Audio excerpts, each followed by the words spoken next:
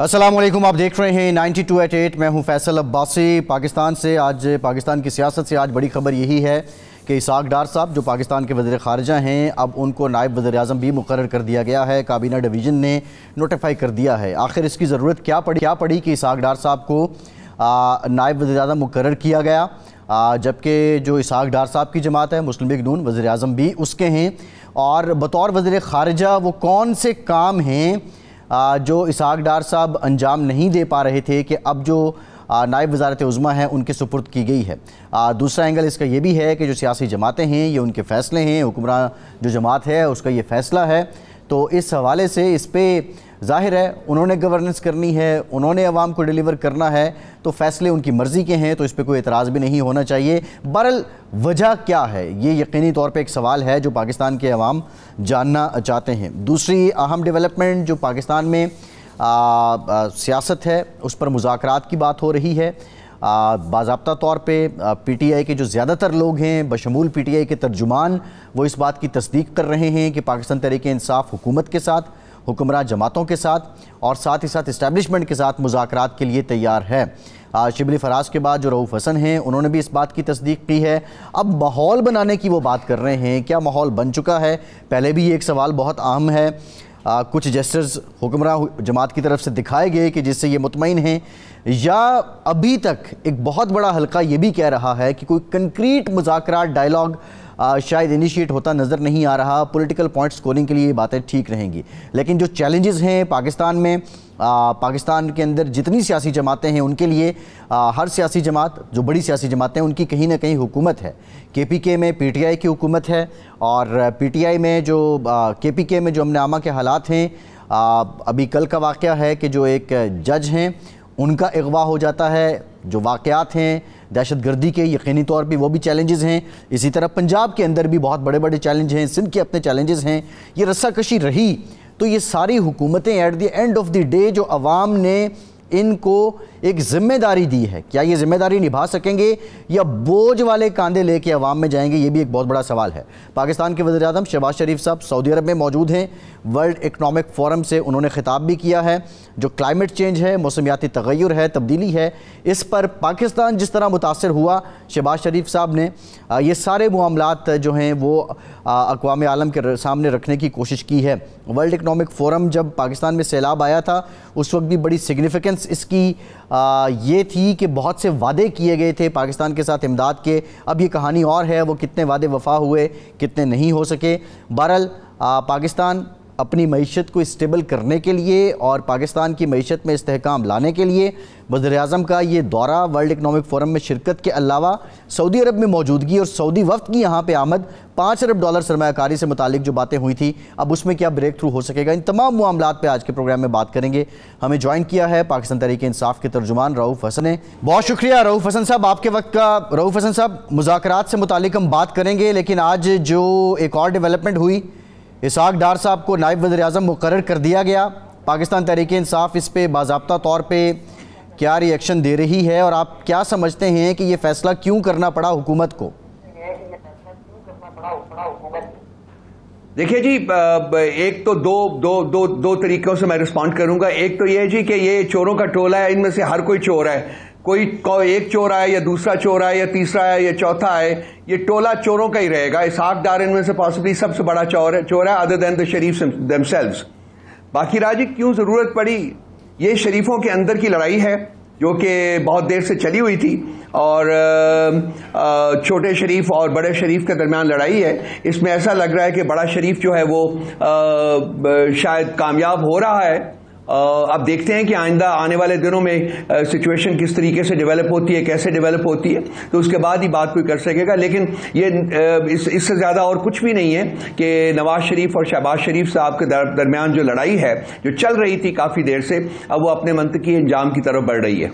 अच्छा रऊफ़ हसन साहब, ये बताइएगा कि हुकूमत के साथ और अपोजिशन के साथ मुज़ाकरात पे आमादगी ज़ाहिर की गई है। कल शिबली फराज साहब ने कहा था कि माहौल को साजगार किया जाए। ये कहा जा रहा है कि जो ECL से नाम निकाले गए हैं आपके रहनुमाओं के, ये CBM के तौर पे हुआ है। क्या हुकूमत ने कोई जेस्चर आपको दिया जिसके बाद अब आप आमादा हो रहे हैं मुज़ाकरात पे? دیکھیے شبلی صاحب کو آپ مس کوٹ کر رہے ہیں، انہوں نے ایسی کوئی بات نہیں کی ہے، میری ذاتی طور کے اوپر ان سے دن میں 10 دفعہ بات ہوتی ہے، یہ کل سے میڈیا ان کو مس کوٹ کر رہا ہے اور مس انٹرپریٹ کر رہا ہے، ایسی کوئی بات انہوں نے نہیں کی. نمبر 1 بات. نمبر 2 بات، ہمارا مذاکرات کے اوپر سٹانس بالکل کلیئر ہے. جو 3 بڑی پولیٹیکل پارٹیز ہیں جو کہ ہمارے مینڈیٹ کو جنہوں نے لوٹا ہوا ہے، جو آپ شب خون مار کے، Peoples Party, P M L N اور MQMP، ان کے ساتھ ہمارے کوئی مذاکرات نہیں ہو سکتے، نہ ہوں گے. باقی جو پولیٹیکل پارٹیز ہیں ان کے ساتھ ہماری انگیجمنٹ ہے، وہ ہمارے ساتھ ایک ہم اتحاد بن چکا ہوا ہے، اس میں ہم 6 پولیٹیکل پارٹیز ہیں اور باقی پولیٹیکل پارٹیز کے ساتھ بھی بات چیت ہو رہی ہے اور ان قریب آپ دیکھیں گے کہ وہ بھی اس اتحاد میں شامل ہو جائیں گی اس جمہوریت کی سٹرگل کے لیے، کانسٹیٹیوشن کی سٹرگل کے لیے. رؤوف حسن صاحب قطع کلامی کی معافی، جہاں تک سوال ہے جی جو شبلی صاحب نے کہا، انہوں نے باضابطہ کہا، کہتے ہیں تو آپ کو سنوا بھی سکتے ہیں کہ پولیٹیکل پارٹیز اسٹیک ہولڈرز ہیں، ان کو بھی اس عمل میں شامل کرنا ضروری ہے. اب یہاں پہ آپ کی اور شبلی صاحب کی بات میں کنٹرڈکشن ہے، آپ کہتے ہیں تو میں آپ کو سنوا بھی دیتا ہوں. نہیں جی، مجھے سننے کی بات نہیں، ضرورت نہیں ہے جی، میری ان سے ذاتی طور کے اوپر بات ہوئی ہے، بہت سارے میڈیا کے اوپر ان کو مس کوٹ کیا جا رہا ہے، ہم اس سے آگے بڑھ جاتے ہیں. آپ اپنے سوال کا جواب لینا چاہتے ہیں تو لے لیجئے. جی فرمائیے اسٹیبلشمنٹ سے مذاکرات. اسٹیبلشمنٹ کے بارے میں ہمارا بالکل کلیئر کنٹینشن رہی ہوئی ہے. We are open to talking to the establishment. باقی جو at the end of the day جو لوگوں کا مینڈیٹ ہے، پیپلز مینڈیٹ، وہ ایکسیپٹ ہونا ہوگا، ان کو ایکسیپٹ کرنا ہوگا اور اسی کی بیسس کے اوپر ہی جمہوریت کی جڑیں جو ہیں وہ مضبوط ہو سکتی ہیں. اس کے علاوہ اور اگر تو اس میں بڑی کلیئرٹی ہے ہمارے ذہنوں میں کہ ہم نے اگر بات کرنی ہے تو وہ کیا کرنی ہے. ہم نے ان کے ساتھ بات کوئی ڈیل کرنے کے لیے نہیں کرنی. میں نے ابھی کوئی 2 دن پہلے 3 دن پہلے جب خان صاحب سے میری ملاقات ہوئی ہے تو میں نے بڑا ایک کلیئر میسج جو تھا ان کا وہ براڈ کاسٹ کیا تھا کہ جی میں 9 مہینے سے جیل میں ہوں، مجھے 9 سال بھی رہنا پڑے تو میں رہنے کو تیار ہوں، اور یہ کہ جی ہم ڈیل کرنے کے بالکل قائل نہیں ہے، نہ ہم ڈیل کریں گے. ہم اصول کی جنگ لڑ رہے ہیں اور وہ عوامی مینڈیٹ بیسڈ جنگ ہے، اور وہ عوامی مینڈیٹ کو جب ریسٹور کیا جائے گا تو اس کے بعد بات آگے بڑھ سکتی ہے، اس سے پہلے کوئی بات آگے نہیں بڑھ سکتی. صحیح ہے. جو مطالبات ہیں آپ کے وہ بڑے کلیدی ہیں. آپ اپنے بانی کی رہنمائی چاہتے ہیں، آپ اپنے سیاسی قیدیوں کی رہنمائی چاہتے ہیں، آپ کہتے ہیں کہ مینڈیٹ جو ہے اس پہ فیصلے ہوں. کل علی محمد خان صاحب ہمارے ساتھ تھے، انہوں نے کہا جو عذرداریاں ہم نے جمع کروائی ہیں الیکشن کمیشن میں ہیں وہ 60-70 ہیں، مطالبہ ہمارا 178 سیٹیں جیتنے کا ہے. تو آپ نہیں سمجھتے کہ اس میں ایک بڑا تضاد ہے؟ ہم نے کوئی ڈیمانڈز پیش نہیں کیے بھائی، میری بات سن لیجئے، ہم نے کوئی ڈیمانڈز پیش نہیں کیے. میں پارٹی کا آفیشیل ترجمان ہوں جی. ہم نے کوئی ڈیمانڈز نہیں دیے، ہم کچھ ڈیمانڈ نہیں کر رہے، کسی سے کچھ ڈیمانڈ نہیں کر رہے، نہ ہم نے کوئی کنڈیشنز کی ہیں. وہ دیکھا جائے گا جب وقت آئے گا، اگر کوئی معاملات بڑھتے ہیں آگے تو پھر دیکھیں گے کہ کیا کرنا ہے. اس سٹیج کے اوپر as you and I talk there are no conditions, no preconditions that we have put across. یہ بالکل بات جو ہے یہ میں حقائق کے اوپر مبنی نہیں ہے. اور پارٹی کے ترجمان کی حیثیت سے ہم نے کوئی ایسی سٹیٹمنٹ جو ہے وہ ایشو نہیں کی ہے پی ٹی آئی آفیشل سے. جب تک وہ نہیں ہوگا کوئی جو آپ کی سٹیٹمنٹ ہے وہ آفیشل نہیں ہوگی. وہ انڈیویجول کا اپنا ذاتی اوپینین ہو سکتا ہے لیکن وہ پارٹی پوزیشن نہیں ہے. صحیح ہے. آپ جو بات کر رہے ہیں ابھی تک باضابطہ طور پہ آپ کی طرف سے اور بانی پی ٹی آئی کی طرف سے کسی قسم کا کوئی مطالبہ نہیں آیا، ماں سوائے اس کے کہ آپ نے آمادگی کا اظہار کیا ہے مذاکرات پہ. ہم نے کس کے ساتھ مذاکرات، کون سی آمادگی؟ اسٹیبلشمنٹ کے ساتھ مذاکرات. وہ پرانی بات ہے، سوا سال پہلے خان صاحب نے کہا تھا. کیوں اسٹیبلشمنٹ کے ساتھ بات کرنے کی بات ہوئی تھی؟ اس لیے کہ دیکھیں یہ جو لوگ ہیں جو اپنے آپ کو پرائم منسٹر کہتے ہیں، چیف منسٹر کہتے ہیں، انٹیریئر منسٹر کہتے ہیں، یہ ڈمیز ہیں، ڈمیز. ان کی تنابیں کہیں اور ہیں اور وہاں سے کھینچی جاتی ہیں. یہ ان کے ساتھ بات چیت کا کوئی فائدہ ہی نہیں ہے کیونکہ ان کے پاس دینے کو کچھ نہیں ہے. یہ تو خود آرڈر کا انتظار کرتے ہیں، اس کے بعد اپروول کے بعد ہی یہ کچھ کر سکتے ہیں. ایک قدم بھی نہیں اٹھا سکتے یہ لوگ. یہ پگمیز ہیں، ڈمیز ہیں. جو طاقت کا منبع ہے وہ اسٹیبلشمنٹ ہے. اس وقت بھی ملک کو وہ چلا رہے ہیں. اگر کوئی بات ہوگی ایٹ سم سٹیج تو ان کے ساتھ ہوگی، ان ڈمیز کے ساتھ نہیں ہوگی کیونکہ ان کے پاس ہمیں دینے کے لیے ہے کوئی نہیں سوائے کھوکھلی سٹیٹمنٹس کے. صحیح ہے. رؤوف حسن صاحب آپ نہیں سمجھتے کہ آپ کا پولیٹیکل کیپٹل ایٹ سٹیک جائے گا اگر آپ اسٹیبلشمنٹ سے بات کرتے ہیں؟ اسٹیبلشمنٹ کے خلاف آپ نے ایک باضابطہ نیریٹو بنایا، آپ کے بانی مختلف القابات سے نوازتے رہے مختلف شخصیات کو. دیکھیے آپ بھول جاتے ہیں میں کیا میں نے کہا ہے. اسٹیبلشمنٹ سے بات ہوگی، جو اس پر جو ایجنڈا ہوگا وہ یہ ہوگا کہ ہم اسٹیبلشمنٹ کو قائل کریں گے کہ وہ اپنی حدود کے اندر رہ کے آپریٹ کریں. ہمارا کوئی ان سے کسی قسم کی ڈیل کا کوئی تقاضا ہے نہ ہم کریں گے. ہم عوامی مینڈیٹ کی بات کرتے ہیں, اب ہم عوامی مینڈیٹ کی ریسٹوریشن کی بات کرتے ہیں. جی وہ کیسے ہوتا ہے یہ ڈسکس ہو سکتا ہے, لیکن صرف اور صرف عوامی مینڈیٹ کی ریسٹوریشن کے ذریعے پی ٹی آئی آگے بڑھے گی. اس کے علاوہ ہمارے پاس کوئی آپشن ہے اور نہ ہم کوئی آپشن کریٹ کرنے کی کوشش کر رہے ہیں. جی ٹھیک, بہت شکریہ رؤف حسن صاحب آپ کے وقت کا. آپ ہمارے ساتھ ترجمان پی ٹی آئی. ایک بریک کے بعد دانیال عزیز صاحب ہمیں جوائن کریں گے. مہنگائی پاکستان کے عوام کا بنیادی مسئلہ, اس پہ گفتگو کریں گے. ہمارے ساتھ رہیے.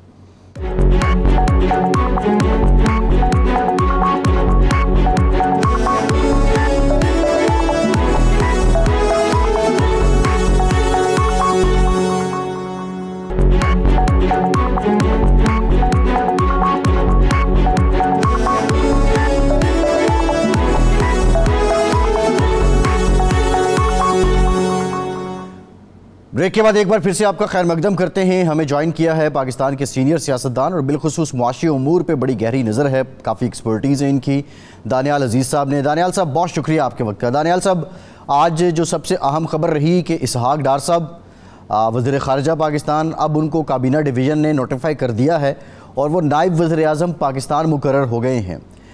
کیا یہ ضروری تھا ان کا نائب وزیر اعظم بننا, اور نائب وزیر اعظم بن کے ان کے پاس اختیارات کیا ہوں گے؟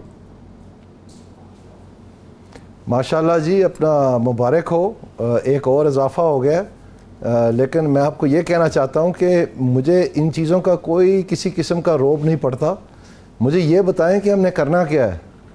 ابھی تک بھی سامنے کسی قسم کا کوئی پختہ دیر پا پلان نہیں آیا کہ پاکستان کی معیشت کو کیسے سہارا دینا ہے. اور یہ باتیں تو بہت کرتے ہیں, لیکن جتنی بھی چیزوں کو ابھی تک انہوں نے ہاتھ لگایا ہے پہلے 2 ماہ میں, وہ ساری کی ساری بری طرح فیل ہوئی ہیں. آپ دیکھ لیں جو اس وقت انہوں نے ریٹیلرز کو سیلف اسیسمنٹ کے ذریعے ڈیڈ لائن دی تھی کہ آپ انکم ٹیکس فائل کریں گے, اس میں سے پورے پاکستان میں صرف 50 درخواستیں آئی ہیں کم از کم جب تک سے میں نے لاسٹ دیکھا ہے. اور ڈیڈ لائن میرے خیال میں ابھی منڈے کو ختم ہو رہی ہے. اور اسی طرح سے جو آپ کے وابڈا کے بلوں کی چوری انہوں نے پکڑنی تھی وہ 590 ارب کی تھی, بلکہ فنانس منسٹر نے یہ بھی کہہ دیا ہے کہ ان کے اس سال کے معاشی پلان میں وہ 590 ارب شامل کر رہے ہیں کہ ہماری ڈیفیسٹ جو ہے وہ کیسے کم کی جائے گی. لیکن اس میں سے صرف 58 بلین اکٹھا ہوا ہے, 2 ماہ رہ گئے ہیں. تو آپ مجھے یہ بتائیں کہ جس تناسب سے یہ ہوتے جا رہے ہیں, یہ آہستہ آہستہ کم ہوتے جا رہے ہیں, اگلے 2 ماہ میں تو کلیکٹ ہی کچھ نہیں ہونا. تو اگر اتنے بڑے خلا ہیں, مثلا یہ جو ریٹیل ٹیکس کا انہوں نے کہا تھا, اور یہی 2 بڑے مسئلے ہیں, انرجی کا اور فسکل ڈیفیسٹ کا یعنی ٹیکسیشن کا, تو اس میں سے اگر پاکستان کو چھٹکارا حاصل نہیں ہوگا تو پھر یہ پلان تو بری طرح فیل ہو رہا ہے.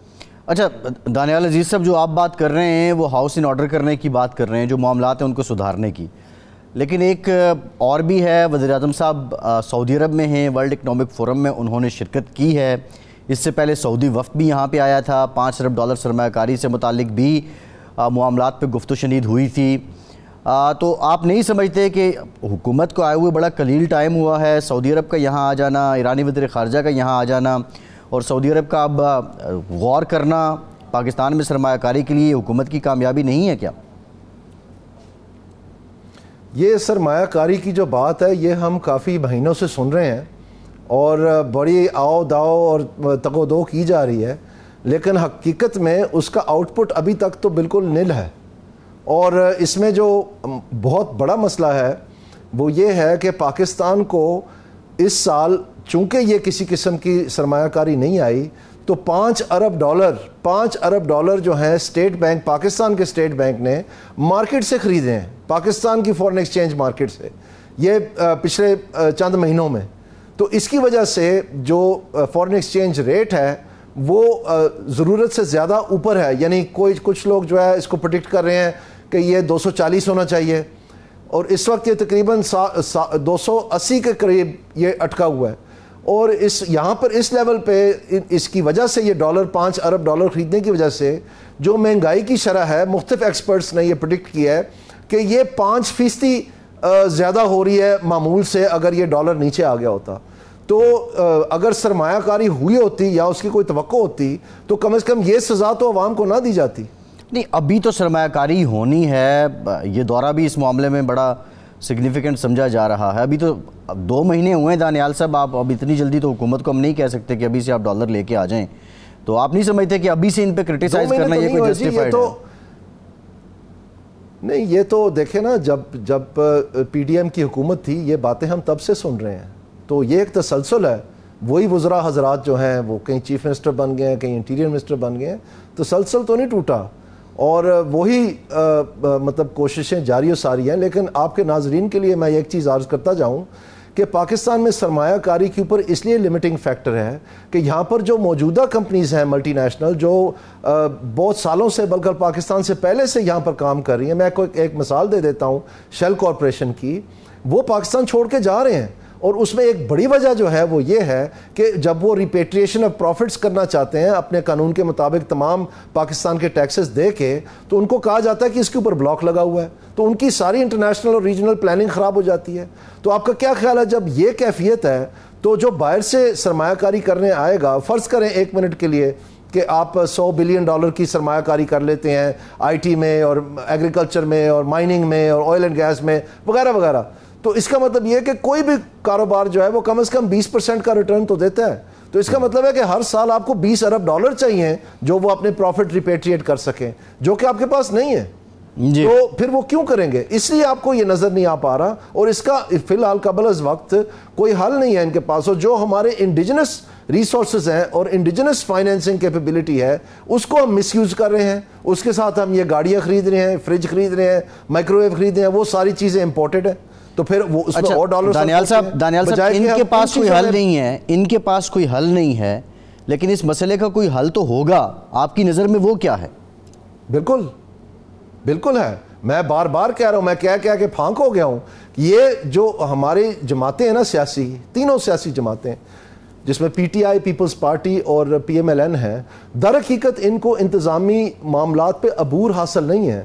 تو انہوں نے آگے پھر ریٹائرڈ بیوروکریٹس رکھے ہوتے ہیں, اصل میں وہ پالیسی بناتے ہیں, وہ چیزوں کو ٹیکنیکلی ڈیٹیل میں چلاتے ہیں. تو یہ کہنے کے لیے تو بہت آسان ہے کہ جی کوئی بات نہیں, کسی کو بھی عبور نہیں حاصل ہوتا, ہم ٹیکنیکل لوگ رکھ لیتے ہیں. لیکن جب آپ وہ ریٹائرڈ بیوروکریٹس رکھتے ہیں تو پھر وہ تو مسائل کا حصہ ہیں. دیکھیں اگر آپ ایس آئی ایف سی کی نوٹیفیکیشن دیکھیں, اس میں جو ٹرمز آف ریفرنس ہیں وہ تقریباً ایک چارج شیٹ ہے بیوروکریسی کے خلاف, کہ آپ نے جو ہے نا پاکستان کا پوٹینشیل نہیں بتایا, آپ نے پاکستان کو صحیح طرح مارکیٹ نہیں کیا, آپ ہرڈلز کریٹ کرتے ہیں, آپ ریڈ ٹیپزم آتی ہے آپ کی وجہ سے, اس لیے انٹرنیشنل سرمایہ کاری نہیں ہو رہی, ہماری اکانومی نہیں بڑھ رہی, اس طرح کی چیزیں لکھی ہوئی ساری وہاں پر. تو جب انتظامیہ حصہ ہے مسائل کا, تو ہماری سیاسی جماعتیں جب انتظامیہ کے پاس جائیں گی حل کرنے کے لیے, تو ظاہری بات ہے وہ تو پھر نہیں حل ہو پائیں گی. جی. اگر آپ دیکھیں پچھلی مرتبہ جب پریزیڈنٹ تھے زرداری صاحب, اس وقت سلمان فروکی صاحب تھے, عمران خان صاحب نے شہزاد ارباب صاحب رکھے ہوئے تھے, وہی جو چیف سیکرٹری تھا سرحد کا جس نے لکھ کے دے دیا تھا اپنا استعفیٰ کہ اتنی کرپٹ گورنمنٹ میں کام نہیں کر سکتا. اور یہ جو نون لیگ والے ہیں انہوں نے پہلے رکھا ہوا تھا سعید مہدی, پھر اس کے بعد کچھ دیر کے لیے وہ فواد حسن فواد صاحب تھے, کوئی تقیر شاہ تھا, آج کل احد چیمہ صاحب ہیں. اچھا آپ کا کیا خیال ہے پھر جب یہ دانیال صاحب ٹھیک ہے یہ جو آپ پوائنٹ آؤٹ کر رہے ہیں, آپ نے بڑا پرٹیننٹ سوال پوچھا ہے, مجھے ایک جملہ اور دے دیں پلیز, ایک جملہ اور دے دیں پلیز. تو میں آپ کو یہ کہنا چاہ رہا ہوں کہ یہ جو کچھ بھی کر رہے ہیں, یعنی جو یہ ابھی آپ ایف بی آر میں دیکھ رہے ہیں کہ مار داڑ کر دیں, سسپینڈ کر دیں, نکال دیں, ٹرمینیٹ کر دیں, ڈسمس کر دیں, سرپلس پول میں ڈال دیں, یہی کام انہوں نے وابڈا میں کیا تھا, ایگزیکٹلی یہی کام. اور آخر کار انہوں نے کیا کیا وابڈا میں کہ ایف آئی اے کو بھیج کے 22 لوگ مثلا گجرانوالہ الیکٹرک سپلائی کارپوریشن سے 22 لوگ گرفتار کر لیے. جب گجرانوالہ الیکٹرک سپلائی کارپوریشن کی یونین سٹرائک پہ چلے گئی تو 2 دن بعد ان کو چھوڑ دیا. تو کیا کھویا کیا پایا؟ لیکن ابھی حال ہی میں دانیال صاحب لیسکو کا جو معاملہ ہوا ہے, جواب لے لیں. دیکھیں یہ معاملات پیچیدہ ہیں, اور لوگوں کو یہ بڑا آسان ہے کہ جی آپ کو ایک جملے کا حل بتا دیں, ایک جملے کا حل ہوتا تو سارے کر نہ لیتے. اس لیے میں آپ کو کہہ رہا ہوں کہ ایڈمنسٹریٹو حل اس کا نہیں ہے, اس کا حل انسینٹیوز بیسڈ ہے. آپ نے پوچھا اس کا حل کیا ہے, جب میں ان کو بتاتا ہوں اپنی سابقہ جماعت کو یا انتظامیہ کو کہ انسینٹیوز بیسڈ اپروچ اپنانا پڑے گا تو وہ منہ کھول کے انگلی ڈال کے میری طرف دیکھنا شروع ہوتے ہیں, یعنی ان کو پتہ ہی نہیں ہے کہ وہ کیا ہے, تو میں اس میں کیا کر سکتا ہوں. اچھا دانیال صاحب یہ بتائیں, دانیال صاحب یہ بتائیے, سیٹل ہو گئی ہے کہ یہ انسینٹیوز اپروچ سے کام ہوتا ہے. دانیال صاحب یہ بتائیے کہ ابھی آپ نے تینوں جماعتوں کا ذکر کیا ہے, پاکستان میں جو معیشت ہے ایک بڑی وجہ پاکستان کے اندر سیاسی عدم استحکام کو قرار دیا جاتا ہے کہ political uncertainty leads to economic instability. آپ کیا سمجھتے ہیں اب جو ڈائلاگ کی باتیں ہو رہی ہیں, پی ٹی آئی آمادگی کا اظہار کر رہی ہے کہ ہم بات کرنا چاہ رہے ہیں, کیا پولیٹیکل کیپٹل پی ٹی آئی اپنا سٹیک پہ رکھ کے بات کرے گی, یا یہ ساری جماعتیں ڈائلاگ کو لے کر پولیٹیکل پوائنٹ سکورنگ کر رہی ہیں؟ یہ میوزیکل چیئرز ہے جی, سب اپنا اپنا اینگل دیکھ رہے ہیں.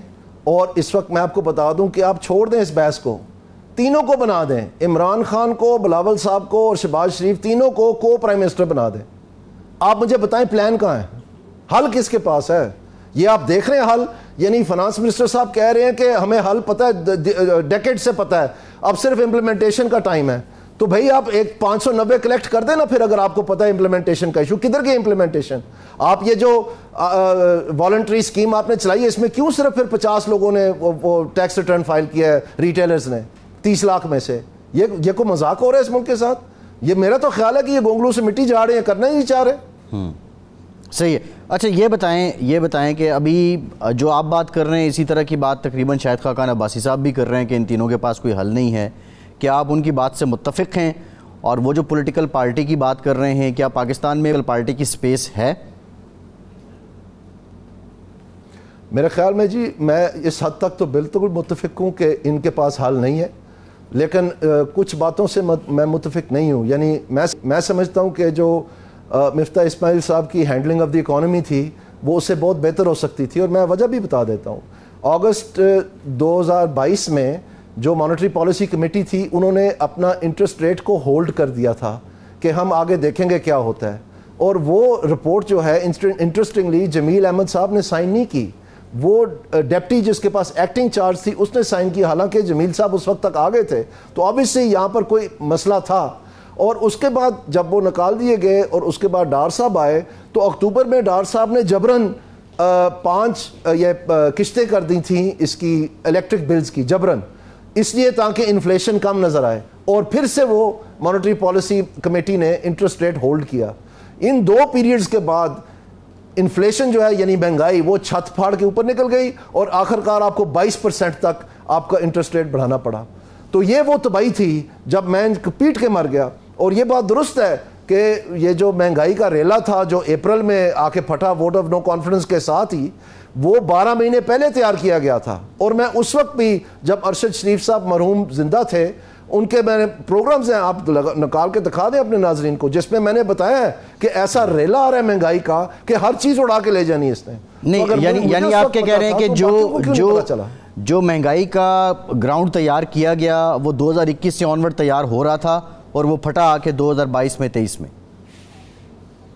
بالکل میں نہیں کہہ رہا, اسٹیٹ بینک کہہ رہا ہے, پاکستان کا اسٹیٹ بینک کہہ رہا. یہ رضا باقر صاحب کی اور اس وقت کی حکومت جو تھی یہ ان کی مہربانی اور کمالات ہیں. اور اس کی وجہ یہ ہے کہ اس وقت جو پرائم منسٹر تھے اس وقت کے, وہ اپنی کیبنٹ میٹنگز میں کہہ رہے تھے کہ اگر اپنی کارکردگی ہم نے بہتر نہ کی تو 6 مہینے میں ہم فارغ کر دیے جائیں گے. یعنی ان کو پتا تھا کہ جو طاقتیں یہ فیصلے کرتی ہیں وہ اپنی یہاں تک آ چکی ہیں. انہوں نے اتنا پیسہ پھینکا کووڈ کا سہارا لے کے, اور وہ سب غریبوں کے لیے تھا, وہ سارا امیروں کو تھما دیا. جب وہ پیسے کا فلڈ آیا تو مہنگائی چھت میں سے جا کے گزر گئی. تو رضا باقر صاحب تو بھاگے اپنا سوٹ اور بوٹ پکڑ کے باہر, اور باقی صاحبان نے اپنا, اور پاکستان بچاری رہ گئی. پھر جب ان کی پی ڈی ایم کی باری آئی, یہ اس کا کچھ نہ کچھ کر سکتے تھے, انہوں نے بھی کچھ نہیں کیا. اور آج بھی آپ حیران ہوں گے, سینسٹیو پرائس انڈیکس پاکستان میں 27% ہے. یہ پچھلے 25 تاریخ کی میں بات کر رہا ہوں, 3 دن پہلے کی, 27%, اور 4 سال سے لگاتار ادھر آ رہی ہے. آپ کو پتہ ہے افغانستان میں شرح مہنگائی کیا ہے؟ آپ گیس کریں. -8%. -8% افغانستان ہی ہمارے پڑوس میں. اور سری لنکا میں جو ہماری دوسری جانب پڑوس میں ہے, وہاں پر 2 سال پہلے دیوالیہ نکل گیا تھا, اور 60% سے زیادہ تجاوز کر گئی تھی مہنگائی کی شرح. اور صرف 2 سال کے اندر آج آپ بجھے پلا کے اس وقت کیا ہے سری لنکا میں مہنگائی کی شرح 0.9%، یعنی 1% سے کم جی. اور یہاں پر آپ دیکھیں یہ کیا ہے، اور آج بھی باتیں کر رہے ہیں کہ جی انٹرسٹ ریٹ کم کر دیں. نہیں، اگر دانیال صاحب بات یہ ہے کہ اس وقت یہ مثالیں دی جاتی تھی کہ یہ ملک کو سری لنکا بنا دیں گے. سری لنکا نے ڈیفالٹ کیا، اس کے بعد ریفارم کیا، اور اب آپ جو سٹیٹس دے رہے ہیں آپ کے بقول کے وہاں پہ 0.9%، یعنی جسٹ 1% آپ کہہ لیں اگر کھلے دل سے بات کریں. لیکن ہمارے ہاں یہ کہا گیا کہ ہم نے ملک کو ڈیفالٹ سے بچایا، ہم نے ریاست بچانے کے لیے سیاست قربان کر دی. پھر آئی ایم ایف کا ایک سٹینڈ بائی جو پیکیج آتا ہے وہ بھی وزیر اعظم کی اسپیشل ریکویسٹ پہ جا کے، ایون سری لنکا کے صدر نے بھی سفارش کی، وہ اس وقت آتا ہے. اب پھر ہم 3 سال کے لیے آئی ایم ایف کے پاس جا رہے ہیں. آئی ایم ایف جو کہتا ہے پرنسپلی آپ سمجھتے ہیں کہ وہ تو اس میں کوئی آر نہیں ہے، ہمیں اپنا ہاؤس ان آرڈر کرنا چاہیے. لیکن اب جس پروگرام میں ہم جائیں گے کیا مہنگائی کم ہوگی؟ ہم بھی کہہ سکتے ہیں کہ سری لنکا نے بہتر کیا تو ہم بھی کر دیں گے مہنگائی کو کم. میں آپ کو یہ بتانا چاہتا ہوں کہ آئی ایم ایف لگاتار پچھلی 3 حکومتوں، جب سے اسد عمر صاحب تشریف لے کے گئے ہیں اور یہ حفیظ شیخ صاحب آئے تھے اس وقت عمران خان کی حکومت میں، اور پہلا آئی ایم ایف کا پروگرام اس وقت شروع ہوا تھا جس میں کہتے تھے کہ ہم خودکشی کر لیں گے، مجھے شرم آتی ہے اور پاکستان کو تباہ کر دیا ہے، میں کبھی نہیں جاؤں گا، بلا بلا بلا. وہ ساری بڑی بڑی نعرے جو تھے وہ گھس گئے اور واپس وہاں چلے گئے ٹوپی ہاتھ میں پکڑ کے. اور پھر وہاں پر آئی ایم ایف نے بار بار وارن کیا اور بار بار یہ لکھا کہ آپ شرح سود شرح مہنگائی سے اوپر رکھیں، نہیں تو یہ مہنگائی جو ہے یہ اڑا کے لے جائے گی ہر چیز. ڈاکیومنٹڈ ہے. اور پاکستان نے گارنٹی کیا، پاکستان نے کمٹ کیا کہ ہم شرح سود شرح مہنگائی سے اوپر رکھیں گے. آج بھی آپ مجھے بتائیں کیا شرح سود جو ہے شرح مہنگائی سے اوپر ہے یا رہی ہے؟ اب تو یہ خبریں ہیں کہ یہ شرح سود میں کمی لائی جائے گی. نہیں رہی. اب یہ چل رہا ہے، رپورٹ ہو رہا ہے کہ شرح سود میں کمی لائی جائے گی. تو پاکستان کے غریب کو جو ابھی تو اس کا راہ کچھ نہیں ہے، اس کے باقی گلا بھی گھونٹ دے، اب روٹی پانی تو اس کا بند ہو گیا. دانیال صاحب شرح سود اوپر، دانیال صاحب شرح سود اوپر، بجلی کی قیمتیں اوپر، گیس کی قیمتیں اوپر، ٹرانسپورٹیشن اوپر، کاسٹ آف پروڈکشن اوپر. تو ایسے میں پھر بزنس کون لگائے گا اگر شرح سود یہی رہی تو؟ بزنس کی بات نہیں ہے، بزنس کو تو آپ نے ریوڑیاں بانٹ دی. آپ کو پتہ ہے جو پیسے کووڈ کے لیے غریبوں کے لیے آئے تھے وہ سارے جمع کر کے بینکوں کو تھما دیے کہ آپ امیر لوگوں کو، امیر ترین لوگوں، فلتی رچ کو یہ بانٹ دیں فکسڈ ریٹ 3% اور 5% 10 ایئرز کے لیے، اور ان کو بولیں کہ مشینری منگوائیں اور مزے کریں. آپ کو پتہ ہے لوگوں نے ہیلی کاپٹر منگوائے ہیں، لوگوں نے لیموزینز منگوائے ہیں. یعنی ایسے بے دریغ آگ لگائی گئی ہے پیسے کو کہ آپ کو اندازہ نہیں ہے. اور جب پبلک اکاؤنٹس کمیٹی نے ان کے نام مانگے، یہ پچھلی گورنمنٹ میں عالم صاحب جو تھے، تو انہوں نے انکار کر دیا کہ جی ہم تو نام دے نہیں سکتے. ٹھیک. تو یہاں سے پھر مہنگائی ہوئی ہے نا. جی بالکل ٹھیک. بہت شکریہ دانیال عزیز صاحب، بہت شکریہ آپ کے وقت کا، آپ ہمارے ساتھ موجود تھے. ایک بریک کے بعد ڈاکٹر خاقان نجیب صاحب ہمیں جوائن کریں گے، ہمارے ساتھ رہیے.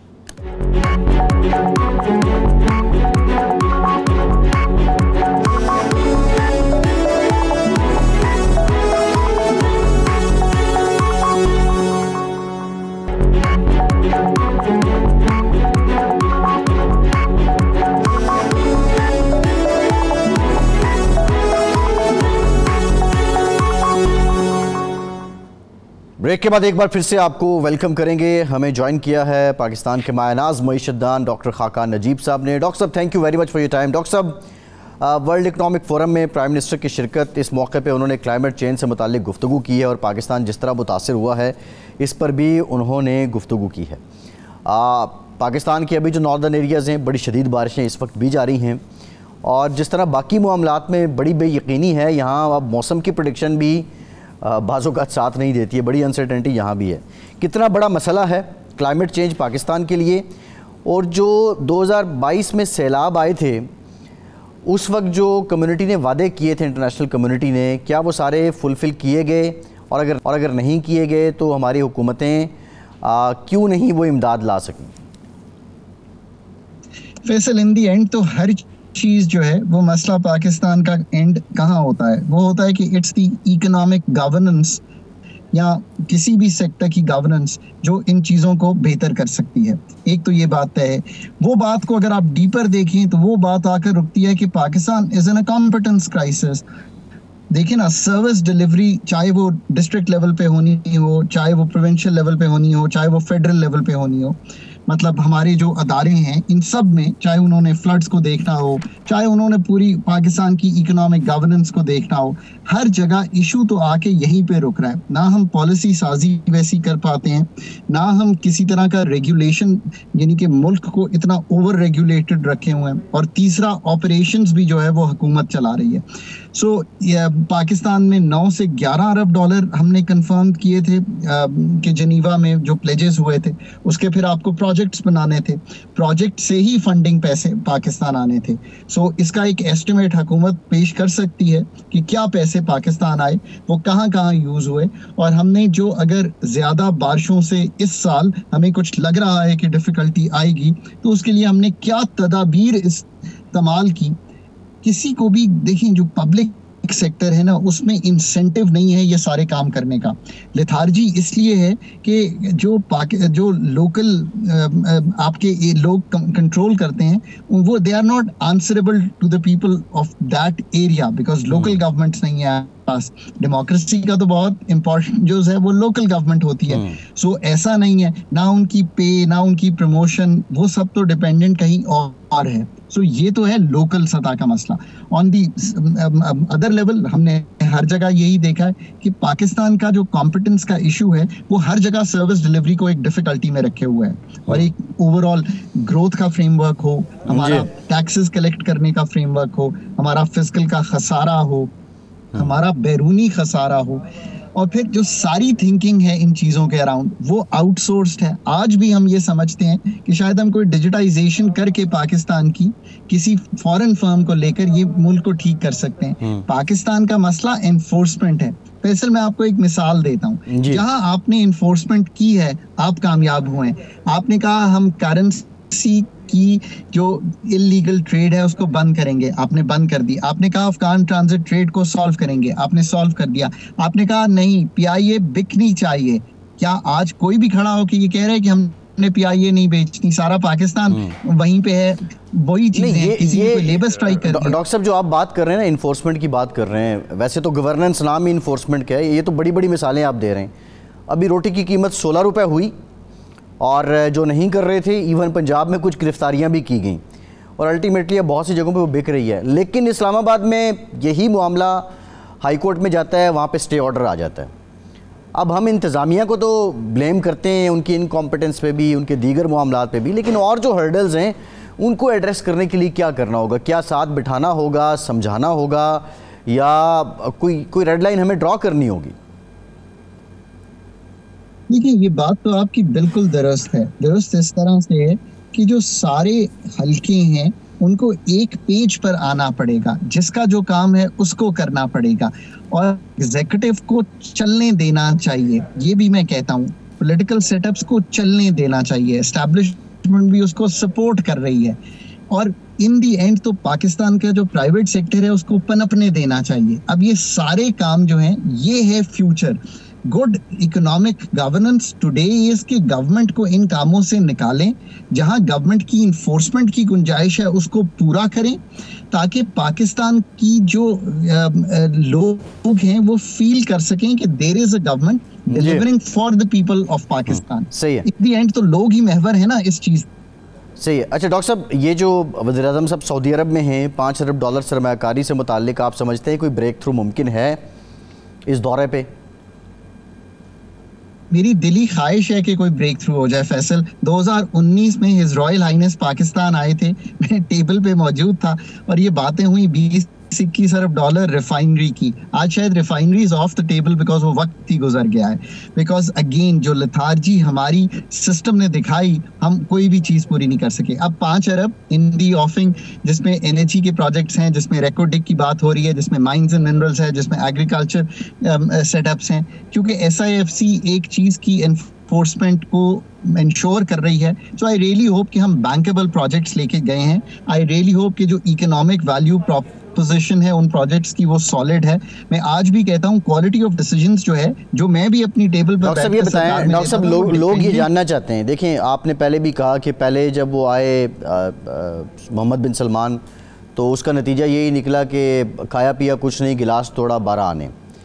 اب جو ہم نے پروجیکٹ سٹیبل کیے ہیں کیا وہ اتنے فیزیبل، اتنے کنکریٹ ہیں اور اس کے ساتھ اتنی شورٹیز ہیں کہ جو انویسٹر ہے ہم اس کو کنونس کر پائے ہیں؟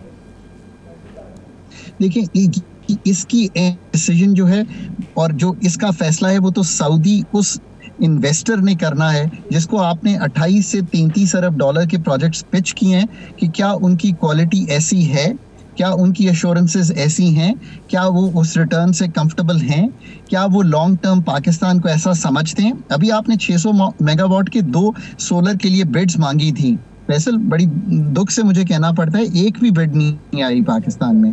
تو آپ کا انرجی سیکٹر اتنا ڈسٹربڈ ہے، کسی دن انرجی سیکٹر پہ ڈسکشن کر لیں گے، وہ بیک بون ہے کسی بھی اکانومی کا۔ بٹ آئی ریئلی ہوپ کہ کوئی ایف ڈی آئی آنا شروع اس لیے ہو جائے کہ ایک بریک تھرو پاکستان کو چاہیے اس وقت، سو دیٹ میں آپ سے کہہ سکوں کہ we've had our first breakthrough. Now let's hope کہ یہ ایک اس کا ڈومینو افیکٹ ہوگا اور باقی لوگ بھی پاکستان کو ایز این انویسٹمنٹ ڈیسٹینیشن دیکھیں گے۔ ڈاکٹر صاحب آپ کے ساتھ بہت بڑا تعلق آئی ایم ایف سے ہے، ایک اچھے بجٹ سے ہے، ایکسپینڈیچر ریفارم سے ہے، ٹیکسیشن ریفارم سے ہے، انویسٹمنٹ سیکٹر کے ریفارم سے ہے، ملک کو ڈی ریگولیٹ کرنے سے ہے۔ ڈاکٹر صاحب آپ نے انرجی کا ذکر کر دیا، ویسے تو ہم نے پروگرامز میں بڑی رہنمائی لی آپ سے، لیکن میرا سوال یہ ہے ہم بلیم کرتے رہیں ڈسکوز کو، ہم اس بات پہ کہ لائن لاسز ہے، ریکوری نہیں ہے، بہت زیادہ پیسہ چلا جاتا ہے، لیکن یہ جو کچھ الٹرا ریکور انہوں نے کیا ہے 1 ارب یونٹ اوور بلنگ کر کے، یہ کیا تھا؟ یہ کس بات کا اس کو کیا سمجھیں ہم؟ اس کا تو مطلب یہی ہے کہ یہ سارے کنسیپٹس غلط ہیں، اینڈ یوزر جو ہے وہی سفر کرتا ہے۔ یہ ڈسکشن جو کہ اب اتنے سال پہ چلی گئی ہے، یہ وہ چیزیں ہیں کہ آپ اور میں اگر اچھے کسٹمر ہیں تو ہم سے وہ ایکسٹرا بلنگ کر کے لے لیں، اور جہاں پہ ریکوری نہیں ہو رہی ہے وہ ہم پہ ڈال کر ایک ریکوری کو بہتر دکھا دیں۔ This is the problem with the discos of Pakistan, with the Sui companies of Pakistan, they are all state run monopolies, اور ان کے بورڈ جو ہیں وہ بھی اسٹیٹ رن ہیں۔ with the FBR even if you are filer then you are in danger zone always، اور اگر آپ نہیں ہیں تو جو مرضی کریں۔ FBR کے ساتھ بھی تو یہی ہے معاملہ unfortunately۔ دیکھیں تو ایف پی آر پہ بھی پھر ہم ایک ڈسکشن لمبی اس پہ کر لیں گے۔ ایف پی آر کی بھی تنظیم نو جو ہے وہ آپ کو تو بڑی بیسک سے کرنی پڑے گی۔ پہلے آپ کو یہ آئیڈینٹیفائی کرنا پڑے گا کہ اگلی 3 سال کی ٹیم کون سی ہے ایف پی آر میں۔ اگین میں بڑی آسانی سے کہتا ہوں کہ جو سی سویٹ جس کو ہم کہتے ہیں، C F O, C E O, C T O, C F the future officer, یہ سارے جو ہیں آپ جب تک آئیڈینٹیفائی کسی آرگنائزیشن میں، F P R is an organisation, I know all the good folks there, ان میں سے آپ جو مرضی چوز کریں، کمپیٹیٹو بیہیویئر پہ چوز کریں، they have to then run F P R, اور ہم ان کو ایک ٹارگٹ سیٹ کر کے دیں، tax to G D P, indirect taxation کو نکال کے ڈائریکٹ ٹیکسیشن پہ آنا، کسٹم سے کیا کلیکشن ہوگی، ود ہولڈنگ کو اڑا کر کیسے ٹیکسیشن کے نظام کو سادہ بنانا، سو آن اینڈ سو فورتھ، جو ڈومین ہے اس میں کیسے انٹریکٹ کرنا۔ اب یہ ہیں سارے کلیدی کام جو ہم نے کرنے ہیں۔ اس وقت گورنمنٹ کی ایک ول اس لیے ہے Faisal, to be very honest, we don't have a choice. اگر یہ نہیں کریں گے تو اتنی مشکل میں آ جائیں گے کہ پاکستان کی اکانومی کو سہارا دینا مشکل ہو جائے گا، اور کوئی ایک ٹکا باہر سے دینے کو آپ کو تیار نہیں ہوگا۔ ابھی ایک ڈیولپمنٹ ہوئی، وزیر خزانہ صاحب نے بڑا کلیئر جو کنفیوژن تھی اس کو دور کیا اور کہا یہ کرنا ہوگا اور یہ نہیں کرنا ہے۔ سعودی عرب میں وزیر اعظم پاکستان بھی ہیں، وزیر خارجہ بھی ہیں۔ آج کابینہ ڈویژن نے اسحاق ڈار صاحب کو نائب وزیر اعظم مقرر کرنے کا نوٹیفیکیشن جاری کر دیا ہے، کیونکہ جب پاکستان کی معیشت کی بات آتی ہے تو ڈار صاحب کا نام لازمی آتا ہے۔ آپ کیا سمجھتے ہیں کہ نائب وزیر اعظم بنانے کی ضرورت کیوں پیش آئی؟ اور اگر ہم اکنامک سٹیبلٹی یا گروتھ کی بات کرتے ہیں اس حوالے سے بطور وزیر خارجہ ڈار صاحب کی وہ انپٹ نہیں ہو سکتی تھی جو وہ بطور نائب وزیر اعظم دے سکتے ہیں؟ دیکھیے میں نے ڈار صاحب کے ساتھ کام کیا ہے، میں نے پی ایم ایل این کے ساتھ کام کیا، I work with P P P, I work with P T I, میں سب کو ایڈوائس اب بھی کرتا ہوں، اور this is something I have always said کہ as a professional one should be talking to everyone. میں نے وہ نوٹیفیکیشن بھی دیکھا ہے جس کا آپ ذکر کر رہے ہیں، میری نظر سے ابھی گزرا ہے تھوڑی دیر پہلے۔ دیکھیے بات یہ ہے کہ یہ ڈیسیجن اگین میں کہتا ہوں پولیٹیکل پارٹیز کو کھل کر کھیلنے کا موقع دیں، ان کو ہاکی کی ٹرمینالوجی میں ڈربل کرنے کا موقع دیں, ان کو کہیں کہ گول کر کے آؤ. How you get to that goal, they can dribble, وہ اسٹریٹ ہٹ کر کے لینا چاہتے ہیں تو اسٹریٹ ہٹ کر کے لے لیں, وہ بال کو سکوپ کر کے لے کر جانا چاہتے ہیں تو اس سے لے لیں, وہ سینٹر فارورڈ کس کو کھلانا چاہتے ہیں, رائٹ ان کس کو کھلانا چاہتے ہیں, ہاف لائن میں کس کو کھلانا چاہتے ہیں, وہ کھلائیں اس کو. ڈار صاحب ایک پرانے ممبر ہیں, وہ ان کو سمجھتے ہیں کہ کوآرڈینیشن بہتر ہو جائے گی اس چیز سے, تو وہ ان کو کھلائیں. بٹ وزیر خزانہ کو بھی اتنا ہی کھیلنے کا موقع ملنا چاہیے. اسی طرح انرجی منسٹرز جو ہیں وہ بہت امپورٹنٹ. 3 آپ کے پاس انرجی منسٹرز ہیں, آپ نے انرجی کو بھی سیپریٹ رکھا ہوا. So all these people will make a difference. فیصل مسائل اتنے گہرے ہیں, فیصل مسائل اتنے براڈنڈ ہیں, اور ان سب کا حل جو ہے انٹرمنگلڈ ہے. مسئلہ یہ ہے اس وقت فورن کے بغیر پیسے نہیں آئیں گے. فورن ڈپلومیسی ویری امپورٹنٹ. فائنینس نے سارا گھر ٹھیک کرنا ہے جس کی ہم نے ساری گفتگو کی ہے.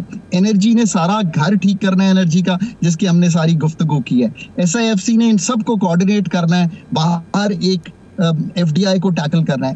آئی تھنک یہ ہے ایکولیبریم جو اس وقت چلے گا. تو لیٹس ہوپ کہ ایکولیبریم چلے. ہم تو جی بالکل ٹھیک, تو چاہتے ہیں کہ وہ چلے. اور بالکل ٹھیک. ڈاکٹر صاحب پروگرام کا ٹائم ختم ہو گیا ہے. بہت شکریہ ڈاکٹر خاقان نجیب صاحب. آج کے پروگرام سے اتنا ہی. فیصل عباسی کو اجازت دیجیے.